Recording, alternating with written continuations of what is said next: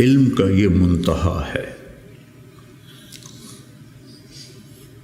اس کو اگر ہم اپنی آپ ذات کو بیچ میں سے نکال دیں گے تو ہم گرنا شروع ہو جائیں گے۔ تجھے کیوں فکر ہے اے گل دلے صد چاک بلبل کی، تو اپنے پیرہن کے چاک تو پہلے رفو کر لے۔ عائشہ رضی اللہ عنہ موت کی سکرات میں تھی، تو عبداللہ ابن عباس رضی اللہ عنہ نے آنے کی اجازت چاہی، تو جنگ جمل کے بعد سے بول چال بند تھی، کیونکہ عبداللہ ابن عباس حضرت علی کی طرف سے لڑے تھے باقاعدہ، تو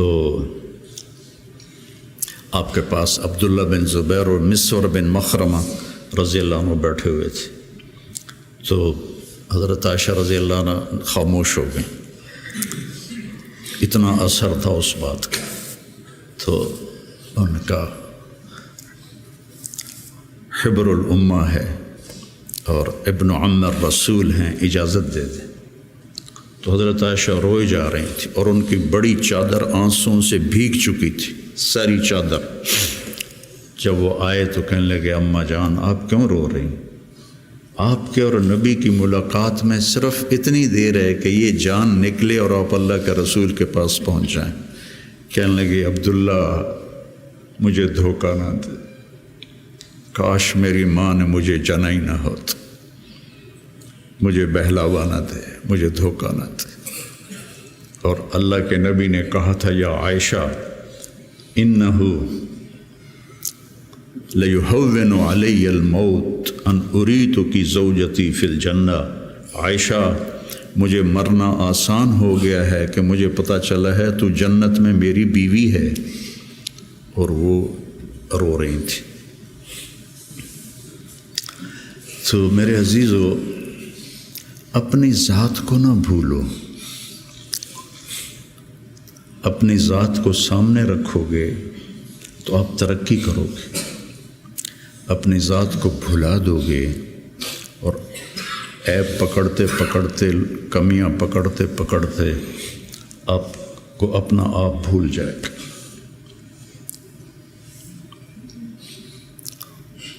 حضرت عمرو بن عاص رضی اللہ تعالیٰ عنہ موت کی کشمکش میں تھے، تو دیوار کی طرف منہ کر کے دھاڑو دھاڑ رو رہے تھے، تو ان کے بیٹے نے کہا اما بشرک رسول اللہ بکذا، اما بشرک رسول اللہ بکذا، اللہ کے رسول نے آپ کو یہ بشارت دی، یہ بشارت دی۔ تو آنسو خشک کیے اور لوگوں کی طرف متوجہ ہوئے کہ انی قد کنت علی اطباق ثلاث، میرے اوپر 3 دور گزرے ہیں۔ ایک تھا جب میں کافر تھا، اور اگر میں اس وقت مر جاتا تو سیدھا جہنم میں جاتا، پھر اللہ نے مجھے ہدایت دی، میں ایمان لایا، اور میں نے ساری زندگی اللہ کے نبی کو آنکھ بھر کے نہیں دیکھا حیا کی وجہ سے۔ اگر مجھ سے پوچھو کہ اللہ کے نبی کا حلیہ کیا ہے تو میں نہیں بتا سکتا کہ میں نے کبھی آنکھ اٹھا کے آپ کو دیکھا ہی نہیں تھا۔ اگر اس وقت میں مر جاتا تو میں جنت میں جاتا۔ اس کے بعد ہم پر دنیا کھل گئی اور ہم نے کیا جو کیا، اب پتہ نہیں آگے میرے ساتھ کیا ہونے والا ہے۔ پھر ایسے ہاتھ اٹھائے اللہم لا بری فاعتذر ولا قوی فانتصر ولا مستنکر بل مستغفر۔ یہ دعا میں روز مانگتا ہوں۔ اللہم لا بری فاعتذر ولا قوی فانتصر ولا مستنکر بل مستغفر، لا الہ الا اللہ، لا الہ الا اللہ، لا الہ الا اللہ، کہتے کہتے روح پرواز کر کے۔ تو میرے عزیزو ہم سب بڑے خوش قسمت ہیں، ہم ایک بہت عالی محنت میں لگے، اللہ نے ہم پر کرم کیا ہے، اللہ نے ہم پہ احسان کیا ہے۔ اس میں ترقی کی تو کوئی انتہائی کوئی نہیں، اللہ کو پا لینے کی جستجو نہ ختم ہونے والا سفر ہے. چونکہ اللہ کی حد، میں گاؤں سے چلا فیصل آباد 1.5 گھنٹے میں پہنچ گیا، منزل آ گئی. لیکن اللہ کی کوئی حد نہیں، جتنا اس کو پاؤ گے اتنا کھویا ہوا محسوس کرو گے، انتہائی کوئی. یہ وہ سفر ہے جس کی کوئی حد نہیں ہے. عبث ہے جستجو بحر محبت کے کنارہ کی، بس اس میں ڈوب ہی جانا ہے اے دل پار ہو جانا. تو میری گزارش ہے اپنے ذات، اپنے آپ اخلاق پہ نظر رکھو، اپنے اعمال پہ نظر رکھو، عبادت کا ذوق پیدا کرو، قرآن کا ذوق پیدا کرو. میں کتنی تکلیف میں ہوں، اب تو میں بیکار گھر پہ بیٹھا ہوں، لیکن جب میں ایسے پہیے کی طرح گھوم رہا تھا تو میں 50 60 100 نفل روزانہ پڑھتا تھا کہ میری اب بھی پڑھتا ہوں. آج وہاں سے چل کے یہاں میرے 50 نفل نہیں قضا ہوئے کہ یہ میری ضرورت ہے کہ وسجد وقترب، نماز اللہ کے قریب کرتی ہے. وسجد وقترب، نماز پڑھ اور اللہ کے قریب ہو جائے. زبان پہ نظر ہو، آنکھوں پہ نظر ہو، کانوں پہ نظر ہو. اور اس میں سارے دین کے کام خیر کے ہیں، لیکن میرے عزیزو ہم اخریت للناس ہیں. ساری کمیوں کے باوجود تبلیغ کی ابھی بھی بننے کے لیے بہترین راستہ ہے. چھٹیوں میں آپ اپنا چلہ قضا نہ کیا کر. مجھے تکلیف ہوتی کیونکہ میرا جگر دل چیر کے دیکھو تو تبلیغ کے سوا کچھ نہیں. میں عملی طور پر نہیں جا سکتا، لیکن یہاں اس مبارک محنت کے سوا اور کچھ نہیں. میں آپ سے بھی یہ چاہتا ہوں، آپ کی کیفیات بچوں کی طرف منتقل ہوں گی.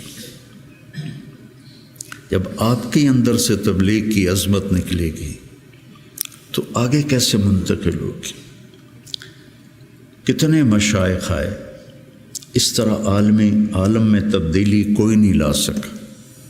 کتنے خیر کے کام ہوئے، اس طرح عالم میں تبدیلی کوئی نہیں لا سکا. بنو امیہ کے حکام ظالم تھے، لیکن دعوت کی وجہ سے دین تو پھیلتا رہا.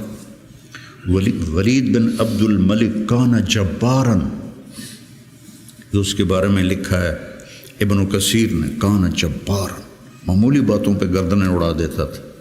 سب سے زیادہ اسلام اس کی زندگی میں پھیلا. اور یزید بن معاویہ رضی اللہ تعالیٰ، اس کے زمانے میں شمالی افریقہ فتح ہوا ہے.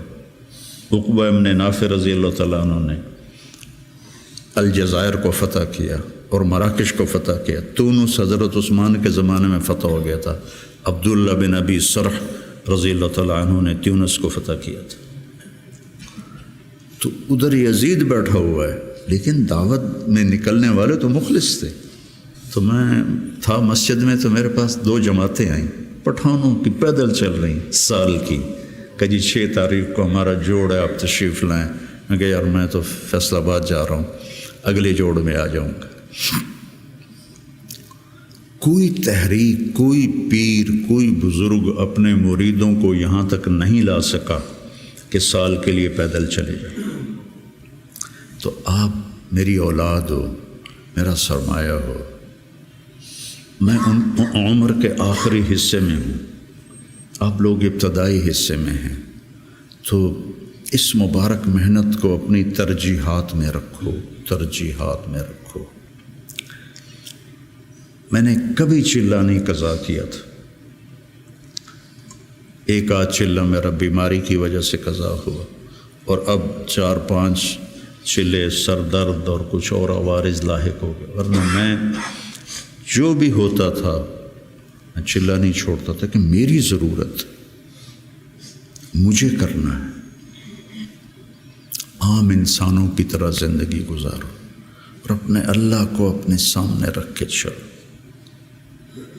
تو انشاءاللہ اللہ آپ کو ترقی دے گا، اللہ آپ کو بلندیاں دے گا۔ ہماری تو شام ہونے والی ہے، آپ لوگوں کی سویر ہے، ہمارے لیے صدقہ جاریہ بنو، ہماری قبروں کی ٹھنڈک کا ذریعہ بنو۔ اور میں مدارس ایک خاص مقصد کے تحت میں نے مدارس بنائے، نہ کوئی کمی ہے مدارس کی، علماء کی کوئی کمی ہے؟ ایک اخلاق والی نسل تیار، ایک قرآن سے شغف والی نسل تیار، عربیت ان کا خاصہ ہو، قرآن ہو، سیرت ہو، عربیت ہو، اور اچھے اخلاق ہو، اور تبلیغ کا جذبہ ہو، دنیا میں پھرنے کا جذبہ ہو۔ تو اللہ تعالیٰ ان کو دیکھو، آج میں نے جب شروع کیا تھا تو اتنی تنقید سنی، گالیاں تک، اور اب رائمنڈ میں اعلان ہوتا ہے حسنین کے علماء کی طرح۔ یہ میرے لیے شرف ہے، حسنین کے علماء کی طرح۔ کتنی بڑی میرے لیے یہ اعلیٰ درجے کی بات آپ سب کے لیے۔ تو اس لیے بچوں، اپنے آپ کو دیکھتے ہوئے چلو، چھٹیوں کا چلہ قضا نہ کرو۔ مولانا احسان صاحب ایک دفعہ چھٹیوں میں چلے گئے ساؤتھ افریقہ، وہاں شیخ اب مولانا زکریا صاحب وہاں گئے ہوئے تھے، تو انہوں نے چھٹیاں ان کے پاس گزاری، واپس آ کے چلہ لگایا، واپس آ کے چلہ لگایا۔ میں رائمنڈ میں اس وقت پڑھتا تھا، انہوں نے اس کو کافی نہیں سمجھا۔ تو اپنے بننے کے اسباب میں سستی نہ کرو۔